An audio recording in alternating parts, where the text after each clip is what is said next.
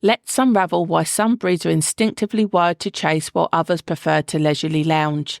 We'll look at the complexities of breed evolution, from hunting companions to cherished couch potatoes, and discover the mysteries behind the misunderstood bulldog psyche. It's more than a walk in a park, it's a deep dive into the canine mind.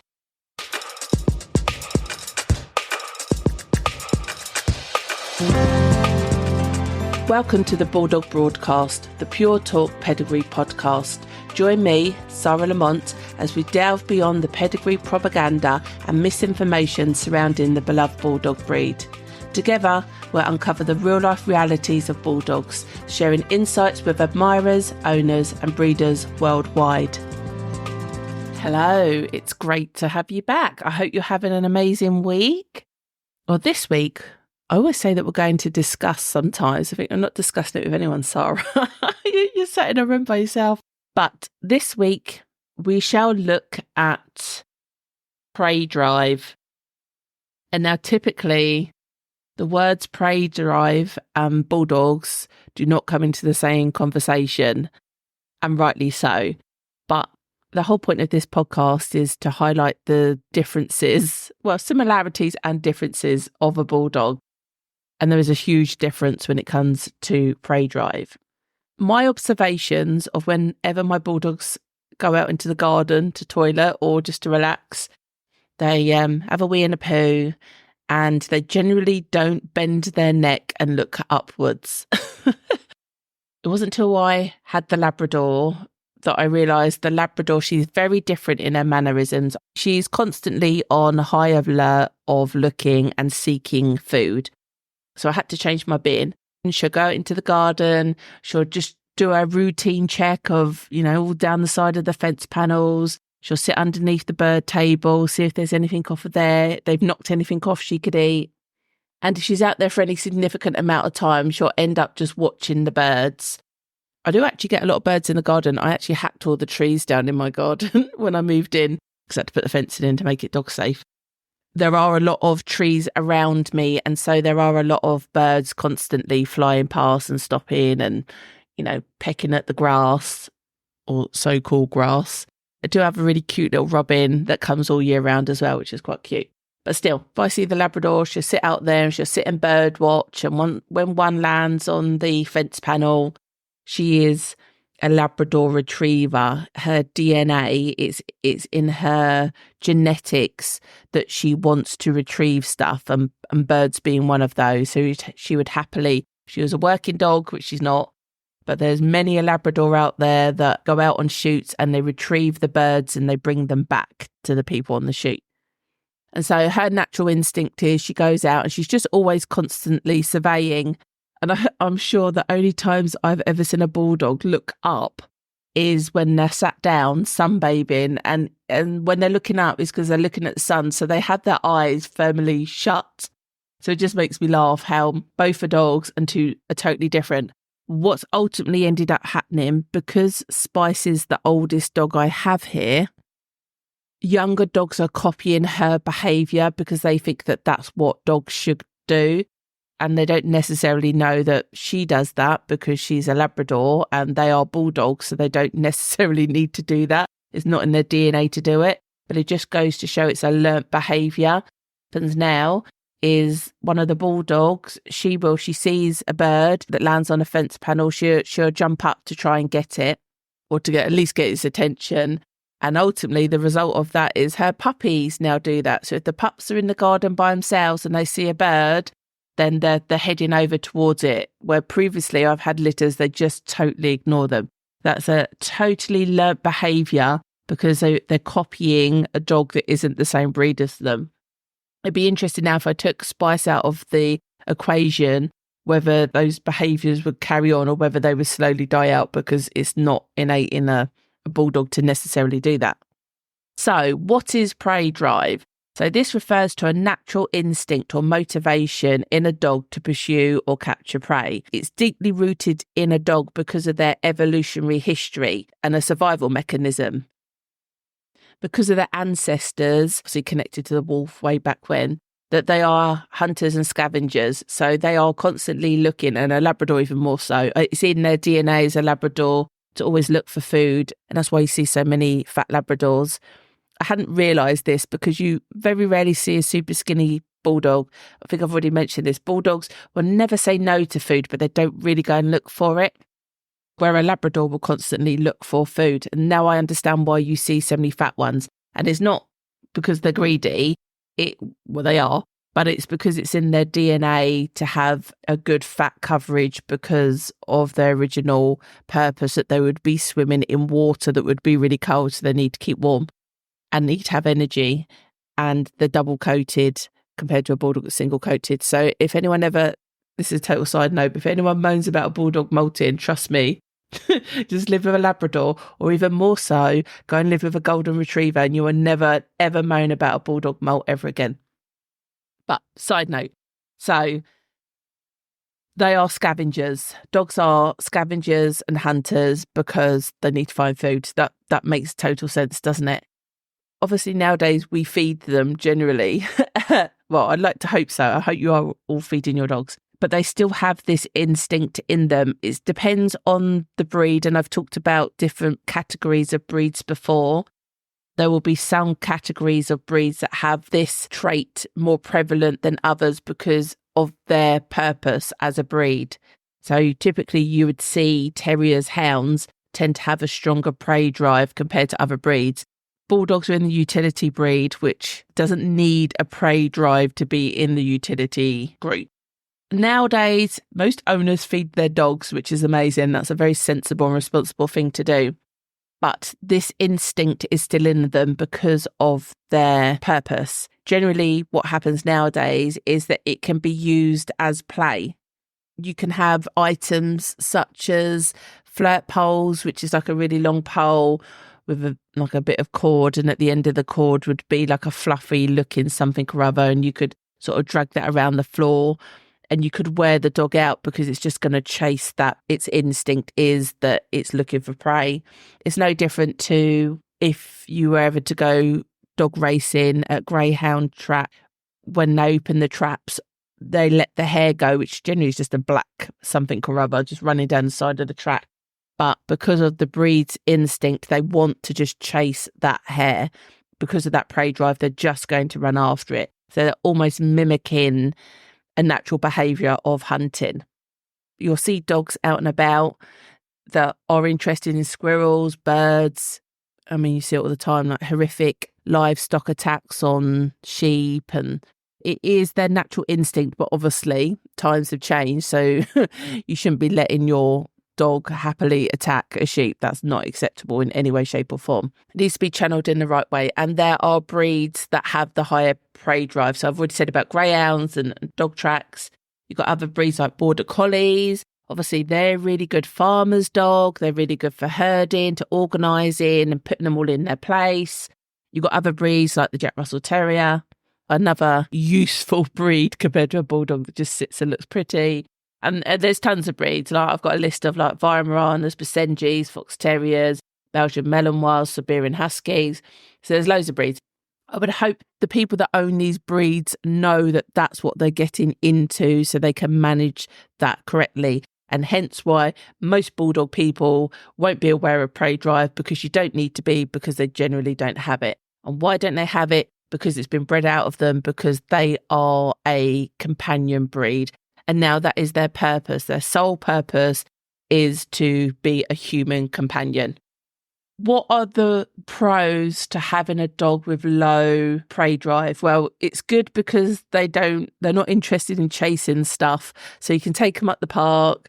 I mean, my bulldogs might stop and look at a cat if they see one out and about, but generally they're not running off to chase after it.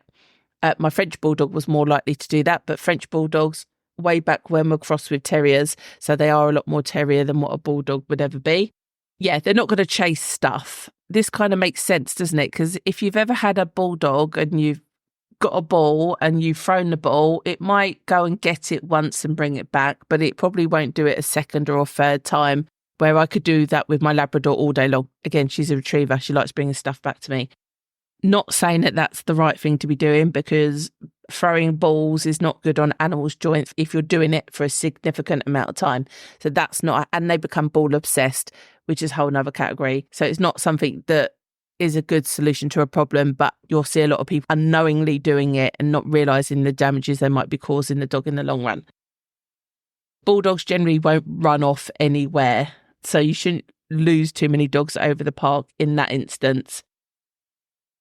They have a low predatory aggression. They're not overly aggressive to animals that are smaller than them, so which is good for multiple dog households if you're introducing a new puppy that's a lot smaller, or just a different animal such as a kitten, you've got an adult dog. Do you need to worry about predatory aggression? Generally with bulldogs, no. They're easier to train. Well, I've got a little list here, it's quite funny. This is easier to train off leash. Now, yeah, technically they're going to be easy to train because they're not going to run off, but a bulldog's really stubborn, so they're not going to listen to you either. So I wouldn't necessarily agree that a bulldog would be easy to train off leash. I'm going to talk about long lines in the episode where I talk about leads and collars, because as owners we probably could use long lines more than what we're doing, and yeah, there's a discussion around that. But a long line is just a really long line, which means you can effectively give your dog freedom to roam without them being off lead, and you still have control of them. And what are some of the cons to having a dog with low prey drive? Sometimes they have limited interest in activities. Again, I've already said they're probably not going to be interested in playing fetch with a ball, and which ultimately I think means they're harder to train. You're going to have to engage their interest in a different way. Now, food obviously is a good one, but generally, when people have toys and stuff, and then, oh yeah, look at this, and you only have to watch the fly ball and Crufts on TV and stuff, and agility, they always get a nice, like their favourite toy at the end of doing the course that they've done. Always think that's slightly harder with bulldogs. That's why they're harder to train, because they don't really care. They're not really interested. And if they're well fed, then they're even less interested in treats. There is a potential for boredom. You've got to learn the different ways of stimulating the dog, because some of the obvious activities would not be fruitful. I think bulldogs are interesting actually, because I find that some are really heavy on the toys and they're real chewers, and the others just literally don't pay attention whatsoever. I always think you need good, interesting toys. Again, I'm sure we'll cover that in another podcast, that are breed friendly and robust enough, but also engaging. When we think about toys, it is part of their enrichment. The good thing about good enrichment is that it helps you wear your dog out. I think I've talked previously about you don't need to take your dog, nowadays, even the most energetic of breeds, you don't need to be taking them for 2-hour walks a day. There's other ways to stimulate their brain that would wear them out mentally, because they're actually using the cognitive function of their brain. And so interesting toys is one way to do that.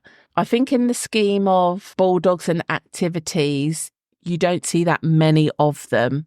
I've got a really exciting interview actually coming up with somebody that has done amazing things with bulldogs, but generally they're not really feeling it. They're just not really into it. And I guess it comes down to that drive. They just don't have that drive to want to chase something, run fast, catch it, return it. There are bulldogs out there that do have that, and people have achieved great things with it, but as a massive generalization, they're just not interested in that type of fun, that type of typical doggy fun, I guess you would call it. Yeah, you just think they're typical things that all dogs want to do, but bulldogs are not in that category. I think you just need to be aware of the more dogs you own, the more likelihood you're going to have one of them that's a bit rogue from all the rest of them. And even most people that I talk to, you could have 4 bulldogs and you've always got one that's the naughty one. And is that the one that's just got a bit of higher prey drive? So they're just more interested in things and doing more typical doggy stuff compared to the rest of them that makes their character stand out different. Could be one reason. I mean, there could be loads of others as well. But that dog isn't the nightmare dog just because it's different. It's just showing different behaviours and characters. But why is that? That's my conclusion to bulldogs and their beyond low prey drive. I guess that's how they can get the perception of being lazy, because they're just not interested in that kind of stuff. And it's because they've been bred that way. It's not that they are stupid or not interested. It's just that it's just not in their DNA. It has been bred out. And when you think back to the days of when the Bulldog was baiting balls, there was a huge rebrand almost of the breed. It wasn't, who would want a dog that baits balls sat in your house? I mean, we only have to look at the recent XL bully ban to see what a problem that's been. And that's centuries after the Bulldog was established. You can see how the fanciers at the time had to significantly change the breed for it to exist today. And it was to remove all of those associations and elements of wanting to bait a ball. Did they do it to the point of an extreme? And then I'm sure over time that's been exaggerated because people have realised, this is the type of dog that I like. And that's the whole point of pedigree dogs. And that's why I get a bit pissed off when they get a lot of negative press, because the whole point of having a pedigree dog is that you have a dog with a predictable personality and traits that fit into your lifestyle. So there's plenty of people that even if they wanted to exercise a dog an hour a day, they couldn't do it, whether that be because of time restraints, because of disability. There's tons of reasons. It's all well and good saying, let's have this like generic dog that's the perfect dog that never has any health conditions, needs an hour walk a day, only eats this amount of food. But that's still not going to be right for some people's lifestyles. And I think that's one of the benefits of a Bulldog is that they just want to be with humans. And yeah, they like their exercise. They are a dog. They're an animal at the end of the day. So they should be cared for in that way. But they don't seek a massive demand from you in that way. And that's, I guess, what makes it, one of the top 10 breeds in the UK. And in fact, probably in America as well. There's a big reason why somebody would want these type of breeds. Is it a bad thing that Bulldogs don't have prey drive? No, I think not. And sometimes the owners don't even realise how lucky they are in getting that type of dog until you own something different. So I think that's a big enough rant on prey drives. I'm sure there are many Bulldogs out there that like chasing a ball and bringing it back, and people do some amazing things with them. But the majority of them aren't interested, which equally is great. So that's it. I'm signing off. Don't forget to tell 2 people about this podcast if you haven't already, and to join the community. And I wanted to let you know that I'm calling it the OAB, so it's a play on OAP, Old-Aged Bulldog Guest application is now open. So I said before, I'm super keen to talk to anybody that owns a Bulldog 10 years plus. Technically, a dog is a veteran from 7 years old. Some would say 8, but the Kennel Club class it's 7. But I want to hear from anyone that's got a Bulldog in double digits. I'm really keen to have really short, informal chat for everybody to listen to find out if you've got basically any secret tips that has resulted in your Bulldog living such a long and fruitful life. And let's share that and give them a bit of a profile. I might even end up putting a little gallery on the website of all the dogs that feature as OAB guests. So if you've got one, then please go to bulldogbroadcast.com, fill out the form because I would love to chat to you. Okay, that's it. Signing off on this episode, and I'll catch you soon. Before you leave, make sure to visit bulldogbroadcast.com for immediate access to the show notes, community forum, recommendations and episode extras.